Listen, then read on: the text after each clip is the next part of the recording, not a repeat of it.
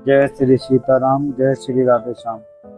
कल हमने पढ़ा था जो काकभूषणी जी के मन रूपी मान सरोवर में विहार करने वाले हंस हैं, सगुण और निर्गुण कहकर वे जिनकी प्रशंसा करते हैं। हे शरणागत के दुख को मिटाने वाले प्रभु, ऐसी कृपा कीजिए कि हम उसी रूप को नेत्र भरकर देखें।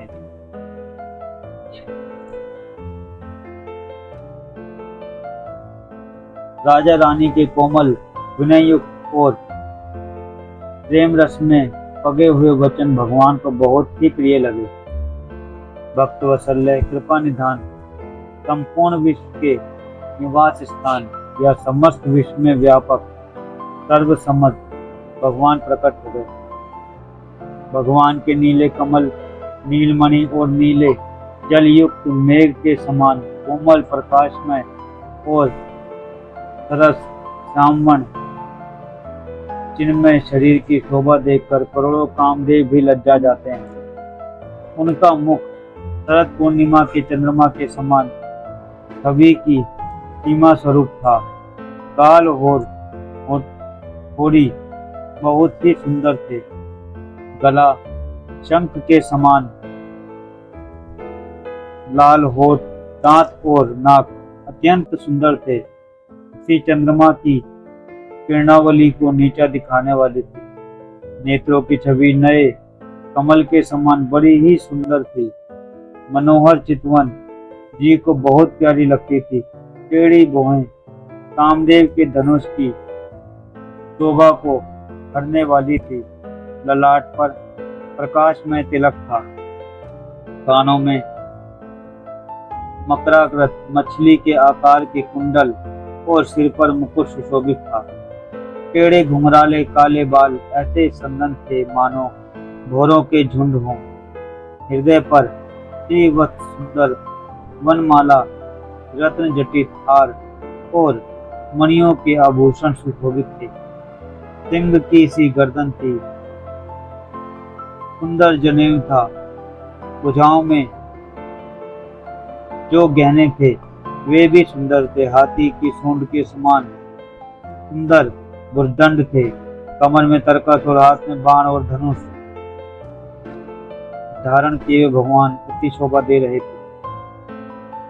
पीतांबर बिजली को लज्जाने वाला था। पेट पर सुंदर 3 रेखाएं त्रिवली थी। नाभि ऐसे मनोहर थी मानो यमुना जी के भौरों की छवि को छीने लेती हो। जिनमें मुनियों के मन रूपी भौरे बसते हैं। भगवान के उन चरण कमलों का तो वर्णन ही नहीं किया जा सकता।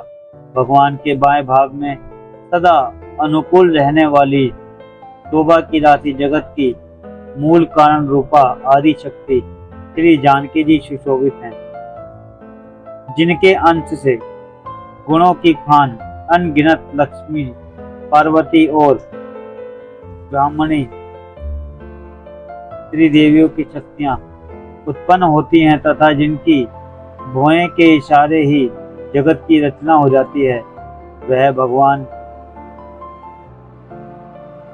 भगवान की स्वरूपा शक्ति श्री सीता जी श्री रामचंद्र जी की बाई ओर स्थित है। शोभा के समुद्र श्री हरि के रूप को देखकर मुनि सतरूपा के नेत्रों के पट रोके हुए एक तक रह गए।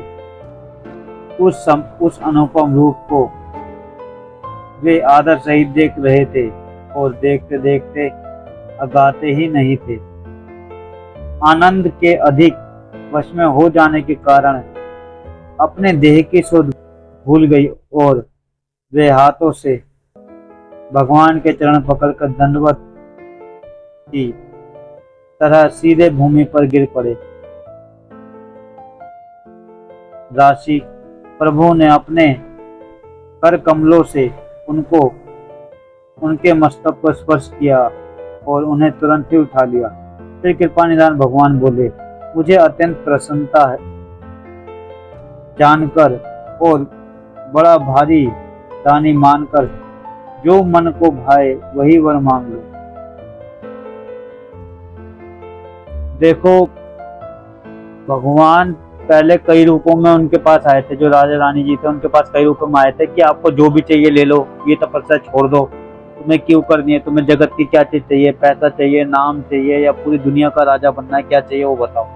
तो पहले तो उस बात से नहीं डिगे, वहीं पड़े रहे कि ना हमें भगवान के दर्शन करना है, हमें भगवान को देखना ही देखना है। तो वो जानते थे कि सबसे बड़ी चीज ही है, इसके बाद कुछ है ही नहीं, क्योंकि इसके बाद कुछ पाने का मन रहता नहीं। अभी हमें भी आभास हुआ नहीं, इसलिए हमारी बातों में वो ठोसता दिखती नहीं है। तो जब वो किसी की बात भी नहीं माने, 10,000 साल कभी भूखे रह रहे हैं, कभी 2,000 साल बिना खाने के रह रहे हैं, सब कुछ कर लिया, तो भगवान को विवश होके उनका प्यार देख के उनके पास आना पड़ा। और भगवान की सुंदरता, हाथ पैर गर्दन कमर गाल वाल सब कुछ देख के श्री रामचंद्र जी के, जो दोनों पति पत्नी थे, बता रहे हैं कि जैसे एक डंडा खड़ा रहता है ना, डंडा जब भी गिरेगा तो सीधा गिरेगा, वो मुड़ेगा तो है नहीं हमारी तरह कि पहले अपने हिप से बैठ जाए फिर नीचे बैठेंगे, कम चोट लगेगी। डंडा जैसे सीधा गिरता है, तो वो दोनों भगवान के दर्शन करने के बाद इतने प्रेम में मगन हो गए कि शरीर, भगवान के शरीर का कौन सा अंग देखे जो सुंदर नहीं है, जहाँ से मोहित ना हो जाए। पूरे के पूरे क्योंकि विकल हो गए थे, थोड़ी गाल वाल सब कुछ, तो दोनों के दोनों डंडे की तरह सीधे नीचे गिर गए। फिर भगवान ने उनको अपने हाथों से उठाया और अपने गले लगाया। तो ये भगवान का भी अगर आप प्रेम देखेंगे ना, तो पता चलता है कि कितना हम भगवान से प्रेम करते हैं। हमें तो कितना भी मन में झांक लो, कोई ना कोई लालच बसा पड़ा होगा ही, वो निकलता है ही नहीं, घुमा फिरा के भी कोई लालच होगा ही होगा। मगर भगवान को हमसे कोई लालच नहीं है। जैसे अब इंडिया में तो देखो हम लोग इसको सुन रहे हैं भारत में, तो भारत में तो अमीरों में अनिल अंबानी की गिनती आती है। तो अनिल अंबानी को हमसे क्या लालच है? मान लो मैं अनिल अंबानी से दोस्ती करना चाहूँ कि मैं अनिल अंबानी को बहुत याद कर रहा हूँ कि भाई मेरे पास आ जाओ, मेरे पास आ जाओ, मैं मर जाऊंगा, तो आप लोगों में से कितनों को लग रहा है, उम्मीद कितने कि वो आ जाएंगे मेरे कि हाँ मुझे इससे मिलना चाहिए। वो उन्हें पता है कि इससे दोस्ती करके मुझे कोई भी फायदा नहीं होने वाला, और मेरे पास तो सब कुछ है, तो ये मेरा फायदा उठाएगा। तो वो मुझसे किसी भी कीमत में, इस जन्म में या फिर किसी भी जन्म में जो ऐसा होगा, वो दोस्ती करेगा ही नहीं किसी गरीब।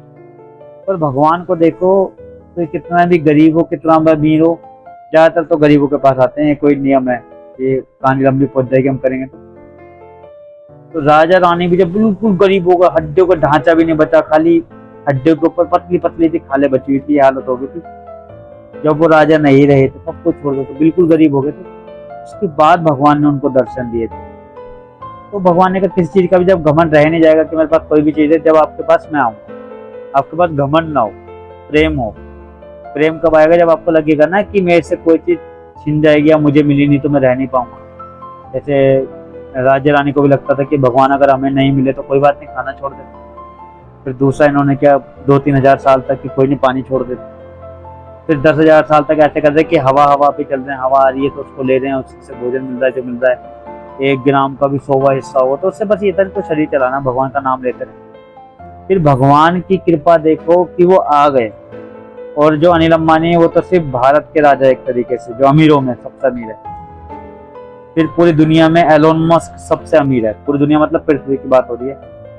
और जो पूरे वर्ल्ड में ऐसे पता नहीं कितने वर्ल्ड हैं जो हवा में उड़ रहे हैं। और ये सोचो लीला भगवान की, मैंने आज ही सोचा था, इतने सारे बड़े बड़े पत्थर, हमारी पृथ्वी से भी 100 गुना बड़े पत्थर हैं, सब कुछ है, टकरा रहे नहीं आपस में कोई भी। फोन मैनेजमेंट कर रहे हैं, इनके पीछे कोई तो होगा। जो लोग भगवान को नहीं मानते, ये बात मैं इनके लिए स्पेशली बोल रहा हूँ। भाई प्लीज किसी को अगर पता चले तो मुझे कमेंट में बताना कि ये सब हवा में उड़ कैसे रहा है। जहाँ पे हम बैठे, जहाँ पे भी मैं भी बात कर रहा हूँ, आप भी सुन रहे हो, ये पूरी की पूरी पृथ्वी ही हवा में उड़ रही है। ऐसे लाखों करोड़ों और हैं, ग्लोब है पूरे के पूरे, वो करोड़ों अरबों ग्लोब है, किसी को नहीं पता किसी। और उन सबके मालिक, सबसे अमीर, बात अगर पैसों की करे, ताकत की करे, सुंदरता की करे, किस चीज की करना चाहेंगे पता नहीं, हर चीज में सबसे ऊपर वो मिलने के लिए आ रहे हैं। और बोलने को किनसे मिलने आ रहे हैं? जो बिल्कुल लकड़ी हो चुके हैं, पतले से हैं, उनमें बिल्कुल जान नहीं बच रही, उनसे मिलने आ रहे हैं। बोलने तुम्हें जो चाहिए पूरे वर्ल्ड में तुम मुझसे वो मांग लो, अच्छी से अच्छी चीज, नाम तो जो मर्जी मांग लो, मैं बोलता हूँ। बट उनकी हालत हो चुकी है कि वो प्रेम मगन हो चुके हैं। भैया मैंने भगवान की कृपा से काफी संतों को सुनने के और पढ़ने के मौके मिले हैं। जो भगवान को देख लेता है ना, उसकी मांग खत्म हो जाती है। भाई मांगते मांगते तो हो रहा है ना, चालाकी करी किसी ने, उसके पैसे खींच लिए, किसी के पास काम करा तो उससे पैसे मांगते कि दे दो दे दो। यहाँ सबसे बड़ी बात यह है कि सारी मांग खत्म हो जाती है भैया जब आप पूरे वर्ल्ड के ब्रह्मांडों के स्वामी से जुड़ गए, सीधा उनसे मिल गए, उनकी नजरों में आ गए और वो आपको जानते हैं। फिर आपको कुछ मांगना ही नहीं है, आप जितना मांगोगे गलती हो जाएगी, शायद आप कम मांग बैठोगे, भगवान उसका 100 गुना देने वाले हैं आपको। सब हिसाब पैसे से नहीं लगता भाई। जिसको लगता है ना, अभी ऐसे वीडियो को देख के भी लगेगा कि बोल रहा है भाई मैं कह रहा हूँ अगर सब हिसाब पैसों से लगता तो एक बार हॉस्पिटल में चले जाओ, कैंसर के हॉस्पिटल में 20-20 करोड़ बैंक पे ले जाओ, अपने बैग भर के ले जाना 20-20 करोड़। डॉक्टर बताएगा कि इसके पास सिर्फ 5 दिन है, जरूरी नहीं कि हर किसी के घर में हो कोई इतना बीमार, भगवान करे भी ना। और उनको बोलना 20 करोड़ रुपए देते हैं, ये 15 दिन जीने वाला था इंसान, या मतलब जीने वाला है, इसकी आप बता रहे हो कि ज्यादा टाइम बचा नहीं इनके पास, शायद 1 महीना। जितना टाइम उन्होंने बताया होगा उससे 2-3 दिन ऊपर नीचे तो हो सकते हैं। जब वो बिल्कुल मरने वाला हो ना, पता चल के सांस खिंच गई, पूरा शरीर ढीला पड़ गया या कुछ भी, लास्ट सांस ले रहा बंदा, तब 20 करोड़ रुपए दे देना और उनसे कहना कि भाई इनको तुम 10 दिन और जिला दो। फिर वो बोलेंगे नहीं, तो बोला 5 दिन, 1 दिन, तो आप कम करते चले जाना। फिर वो आपको बताएंगे कि पैसा सबसे बड़ी ताकत नहीं है। वहां पे प्रैक्टिकल जाके पता चल जाएगा। और मैं सब इसलिए बोल रहा हूँ क्योंकि मैं ऐसा हूँ भैया, मैं करता हूँ ऐसा। मतलब प्रैक्टिकल जरूरी नहीं कि मैं करोड़ों ले जाता हूँ या कुछ भी करता हूँ, मैंने प्रैक्टिकल करे हुए, मैं इसलिए बात बता पा रहा हूँ। तो मैंने सुना भी है और यही सच है। आप भी अगर घुसोगे, थोड़ा सा भी घुसोगे ना सच्चाई की तरफ, तो आपको पता चल जाएगा। अगर भगवान ही मिल गए भैया, तुम्हें क्या मांगना पड़ेगा। जो मांगने से पहले सब कुछ पूरा करते चले जाएंगे, आपको कहीं से लगेगा ही नहीं कुछ भी कमी है। कई संत ऐसे हैं, मैंने अभी अपनी आंखों से भी देखे हैं, गाड़ी की उनके पास स्कूटी है, स्कूटी भी मतलब साफ रखते हैं उसको, गद्दी फाड़ रखी है उनकी बंदरों ने, कुत्तों ने। खुद के कपड़े भी थोड़े ऐसे थे, कई जगह से मैंने फटे हुए देखे थे। नाच रहे थे भगवान के, जब गाने चले नाच रहे, और उनकी हंसी देखोगे ना, आप किसी को भी लाओ सामने, जो सबसे अच्छा हंसते होंगे, जिनको देख के सबका दिल खुश होता होगा, एक साथ बिठा दो सबको। उनकी हंसी में ऐसा क्या, उनके पास क्या है जो ऐसे हंसते हैं। इसने भगवान के दर्शन कर ले, वही पूर्ण हो गया।